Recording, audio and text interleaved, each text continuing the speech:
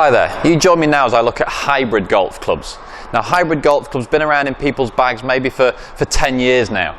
But actually, originally, hybrid golf clubs were kind of the original design of golf clubs. We had some woods, we had some irons, then we had the old Mashie Niblicks and the bafflers and the similar sort of design of the curved back against the flat face. And as all good things in design, evolution comes back round again and we now have hybrids back in our bags. So if you look in most golfers' bags now, they have the big-headed drivers, the smaller, slimmer-faced irons, and then somewhere in between a hybrid club.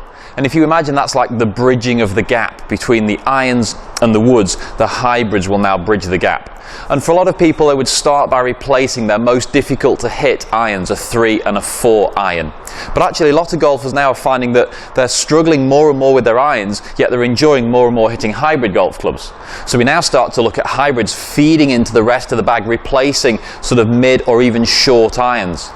So if you look at the two golf clubs I've got down in front of me here, both 7 irons, or one classic looking 7 iron and one 7 hybrid.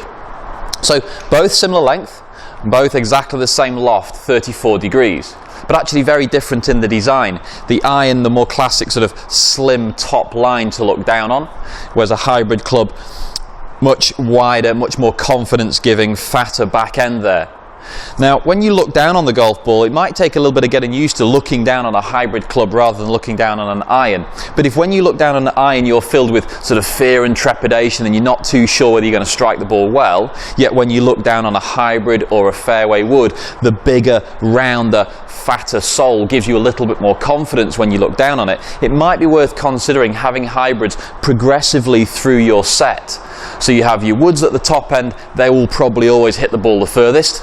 And you have the shortest irons, the sand wedge, the pitching wedge, the 9 iron, the 8 iron. But if then throughout the set progressively you fancy putting hybrids into your set to get more forgiveness, then consider how the bigger, fatter, rounder head, the same length as your iron and the same loft as your iron could make a nice replacement to having hybrids instead of mid irons.